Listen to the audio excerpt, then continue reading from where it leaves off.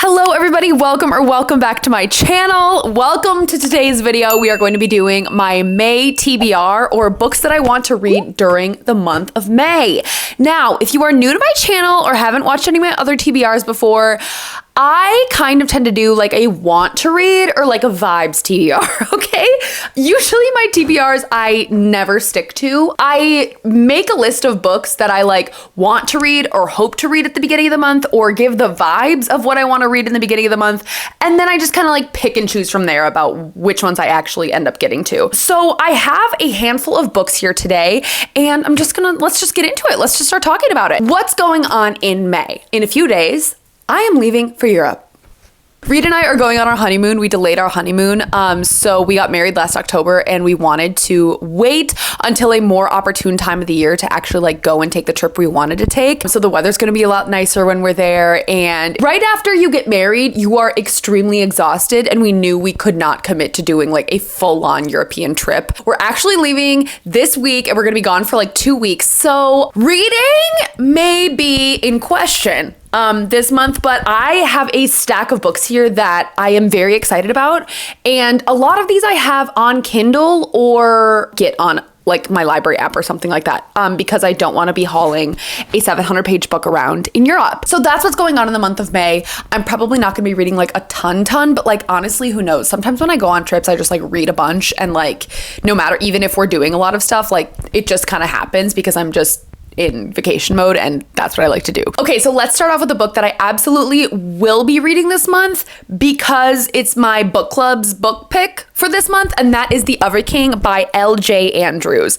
This is a fantasy romance. It is an enemies to lovers, and it is set in a world with like pirates and fae and sirens and like mythical creatures of the sea. I genuinely don't know what this book is about, but like my book club loves to read fantasy romance, and so we just picked it, and I was actually the one who offered this, so if we hate it, it's on me. So basically the premise of this book is that it's an enemies to lovers like fantasy romance set in like this kind of like sea pirate world where this guy got captured by his enemy and they killed his father. Okay. Now the daughter of the enemy ends up rescuing or like breaking free the chains of this guy's like entrapment by their enemy, and somehow the two people end up becoming enemies to lovers. I don't really know, okay? All it sounds to me is like Pirates of the Caribbean, but fantasy romance. I'm there. It's on Kindle Unlimited if you're interested in looking into it. And one of my friends, Rachel from Ravenhead Reader, read this and said that we might really enjoy it for our book club because a lot of girls in the book club like to read fantasy romance. So who knows? It's for my book club. I'm gonna be reading it for sure, but I'm just honestly excited for like sea vibes. Like I'm gonna be in the seas in Europe, just like gallivanting around, and this could be a really fun time. Really fun book to read whilst doing so. I am going to be reading this on my trip 100% because the book club is literally days after I get back. So for sure going to be reading this one during this month. The next kind of category of books that I want to talk about is books that I have been inspired to read because of Tortured Poets Department. Okay, if you didn't know, I put out a video decoding that entire album last week. It was a passion project, and honestly, it's like kind of doing good. I'm actually going to be doing an entire video on book recommendations for like inspired by that album, which should be going out after this video, but you're gonna get a little sneak peek with the books that I'm going to be mentioning next. So the first one I want to read is The Bell Jar by Sylvia Plath. This is a classic, and I am like not a classics girly by any means, but I had been seeing this book kind of like going around on some of those lists and whatnot, and like books that are reflective of Taylor Swift, and I just am interested. The concept actually sounds very much like the Tortured Poets Department, like concept of her feeling like she's going insane. It sounds like something that like if I want to further understand this album, this may be a really great reading accompaniment. But it sounds like it's about this woman named Esther who's like this brilliant, talented young woman. I don't know like what she is like talented and successful in, whether that's like acting or like entertainment or like I don't really know what. But essentially she ends up kind of like going insane. It's a deep dive like into her psyche and like the dark and harrowing corners of her mind, and like it sounds exactly like the themes of what Taylor Swift was talking about, of like feeling like an experiment, feeling like she is trapped in her mind and trapped in like an asylum, like just kind of that kind of vibe. And I feel like this could be a very interesting, like comparison or like accompaniment to go along with this album and maybe understand a little bit more about that kind of emotions and stuff. I kind of like feel like Taylor Swift has probably read this book and equated some of her feelings towards it as well. Who knows? All I know is that it's on Kindle Unlimited, and me being so in the depths of this album right now, I feel like I just like need more reading material about the things that she's going through and like the things that are going through her mind and stuff.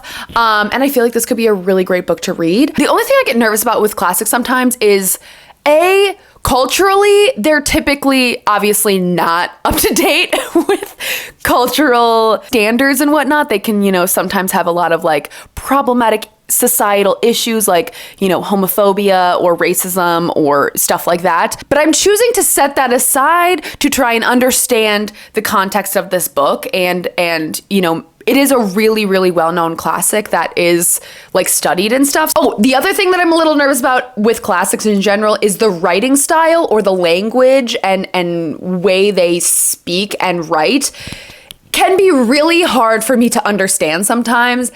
It's not as like upfront as a fantasy romance written nowadays, where the writing and language used is very simplistic and easy to comprehend and understand. Sometimes classics writing can be just like pretty highbrow. They can be wordy or just like you really have to look at it with a critical eye to understand what they're saying. And that is usually what intimidates me with classics, but I'm hoping that it's not like that. I don't know. We'll see. Okay. It's on the reading list. I'm hoping to like just have a time when I'm sitting on a beach or something and just feeling inspired classically. Who knows? Okay. But that's the first one that I want to read that is inspired kind of by Tortured Poets Department. The next one I want to read, which is going to be a reread, Normal People by Sally Rooney. I feel like this book and Tortured Poets Department, oh my God, they kind of go hand in hand. Like this was honestly one of the first books that I thought of in thinking about that video, that I was like, I really want to do a reread of this. The reason why I thought about this book immediately after listening to the Tortured Poets Department is because Marianne and Connell, who are the main characters of this book, they have a relationship where they met when they were teenagers in high school. Connell was this jock. Marianne was like the kind of more antisocial, shy girl. And they end up forming a kind of relationship when they're in high school. They never really date long term or anything, but it's kind of like something sparks between them, okay? And then over the years, you see them as they go throughout college, throughout their young adulthood, all this kind of stuff, and they kind of like float in and out of each other's lives.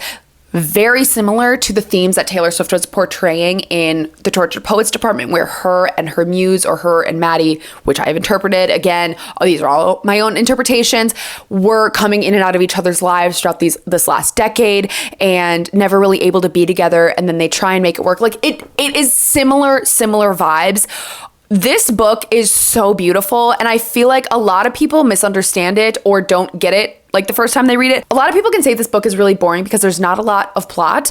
It's genuinely just like a character study of these two people and how their relationship develops throughout the younger parts of their lives. This book is so beautiful.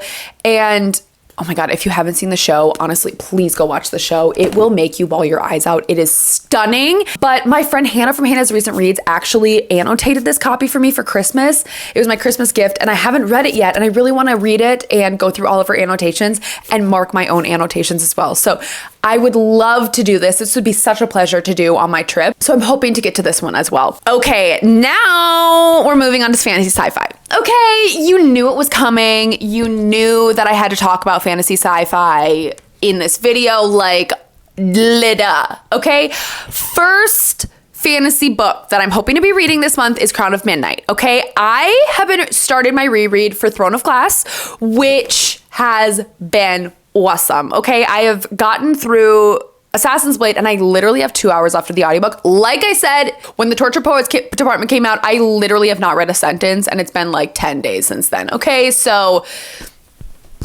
you know what? We just go through certain times in our life, and right now I'm in a reading slump. But I have 2 hours left of the Throne of Glass audiobook, and I want to start Crown of Midnight next. I really, really want to finish this series by the end of this year, and I think I can do it. This would be a reread for me. I remember loving Crown of Midnight, so I'm really hoping that I'm going to enjoy my reread just as much as I enjoyed it the first time around. But basically, if you don't know what Throne of Glass is about, it's about our main character, Selena Sardothien. She is an assassin. She's just like seen some things in her life, and the premise of Throne of Glass is that she is put in a competition to compete to be the king's assassin. Or like, yeah, like kind of like one of the king's assassins or something like that. And she's competing in this competition, stuff like that. And you just like, the whole cast of characters forms. There's kind of a love triangle in the first book and throughout the second book. And it's just like a little bit of a romance going on, but also a really great fantasy plot. It's kind of like new adult, but it's so good. I would highly recommend it to anyone who enjoys fantasy romance or fantasy in general. Yeah, would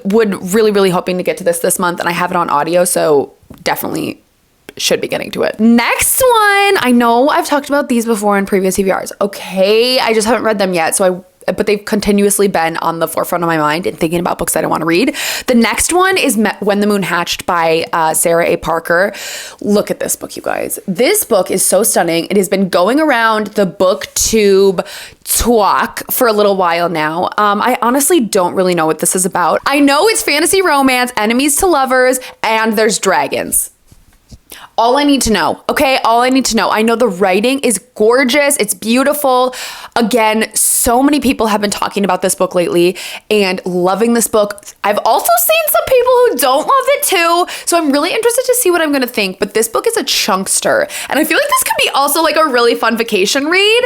I don't know. I just feel like fun vacation read vibes, even though I'm probably going to end up crying because it's going to break my heart. Love it, honestly.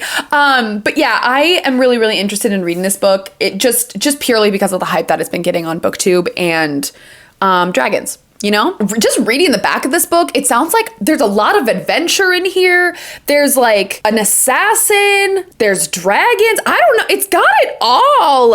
Okay, this sounds so fun. Fast-paced fantasy romance for fans of witty banter and strong, sassy protagonists. I am there. That sounds awesome. This is on Kindle Unlimited, so I don't have to lug this book around with me in Europe if I want to read it. So that was another reason why I'm interested in reading it. Next book I want to read during the month of May is Golden Sun by Pierce Brown. Guys, why haven't I read this yet? Reed is on me and shaming me for not reading this book yet. Golden Sun. This is the second book in the Red Rising series. I read the first book in March. Loved it. It was perfection, and the way that book set up the rest of the series, unbelievable. Okay, absolutely unbelievable. That book, it's like the launch point. You know, sometimes when like a series starts off with a huge bang, but then it's like that's the best book in the series and it kind of goes downhill from there. With this series, literally, Red Rising, it's the on-ramp. Okay, it's the on-ramp to an explosive space rocket shooting up in space. And that's literally what it is, okay? So if you don't know, Red Rising is about this man named Darrow, okay? And he is a red. His people was sent there to terraform Mars for the coming of humans from Earth to Mars because like the world is not available to sustain like life anymore. So they sent these people to Mars to like terraform it. Turns out his world gets flipped on its head within the first 100 pages of the first book. It is like almost like a Hunger Games style type of competition set in space. It is incredible. The writing style is very different from I feel like what my usual reads are. It's very matter of fact. It like moves you really quickly throughout the book. But honestly, it's incredible, and the plot line is unbelievable, okay? The author is currently writing the last book in this series, or he's already finished it, I can't remember. But the last book in the series is coming out. It's like a 6-book series, so I'm so excited to read this.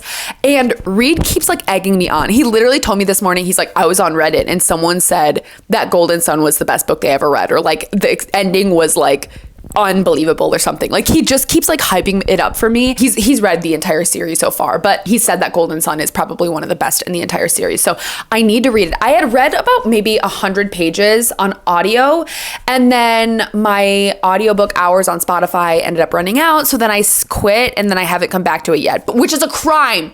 And I shouldn't be doing that. I need to stop doing that. Okay.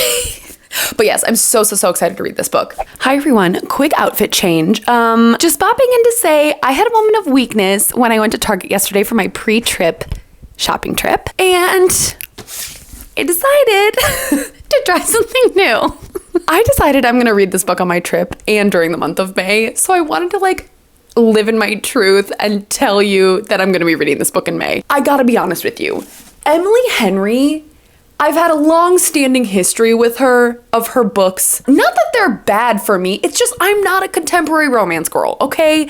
I've tried contemporary romance before, and there's been some that I've hit. Okay, The Love Hypothesis, slayed. But the two that I've read People We Meet on Vacation, I've read Beach Read, and I've read, tried to read Book Lovers, and I DNF'd Book Lovers.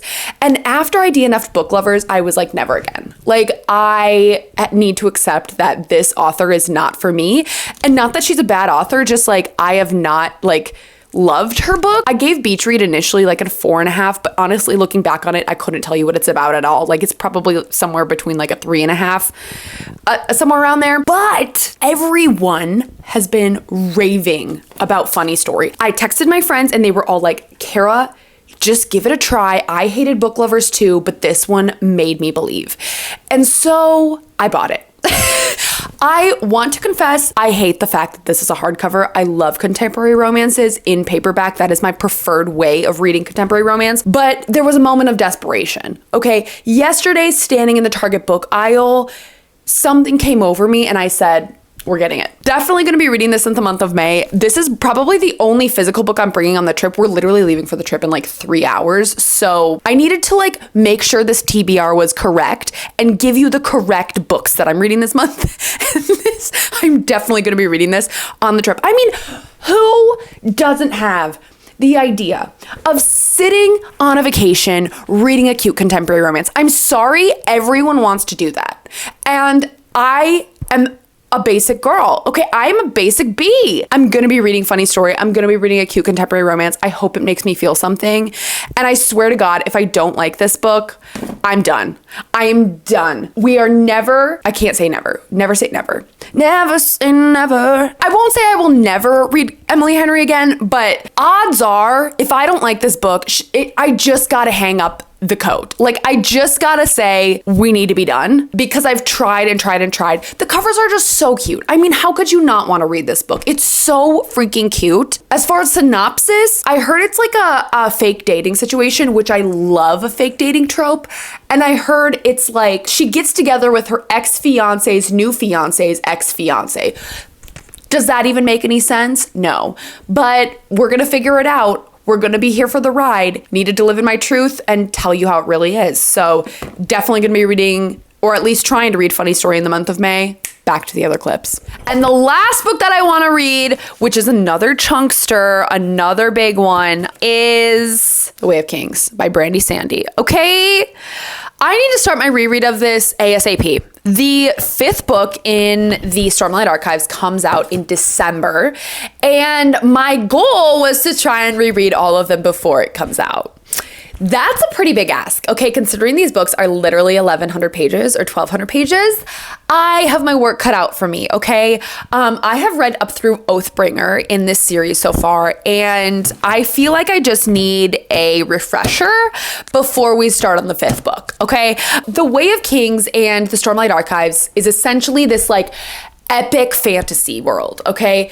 It's set in the Cosmere, which is Brandon Sanderson's like entire universe on this planet called Roshar, right? Yes. And the whole premise of this book is that there is these two people who are at war with each other. And during this war, some of the people start exhibiting magical magical powers, I guess, and the world, like, as you know, it just completely implodes. Not literally, but like it just, everything changed. Yeah, like you're in this time of like tumultuous change, and it's unbelievable. Like you really get a great hero storyline with some of the characters. It's multi-POV, like it's the most expansive epic fantasy I've ever read in my life. And I know there's a ton of epic fantasies out there, but personally, this is the one that blows my mind the most. But I cannot wait for that book to come out in December. And I actively need to start rereading these, or else there's no possible way I'm going to be able to read all of them before the 5th one comes out if I like literally don't start right now. So yeah, this is the last book I want to read, and I have it on my Kindle as well. So hopefully going to start it when I am going on my trip. All right, guys. So that concludes my TBR. These are all of the physical books I own, and then I have like a few more on Kindle Unlimited too. But yeah, really hoping for some great reads in the month of May, especially going on my trip. I just feel like all of these books I know I'm going to either give like a 4 or 5 star to, or I just have really good vibes about them. So I'm hoping that it's going to be a good one. If you've made it this far in this video, leave a like beach umbrella, if there is a beach umbrella emoji, or something that reminds you of like a warm sunny vacation, because I cannot wait for my vacation, okay? I hope you guys enjoyed this video, and I will see you guys in my next one. Peace and love, everyone. Bye.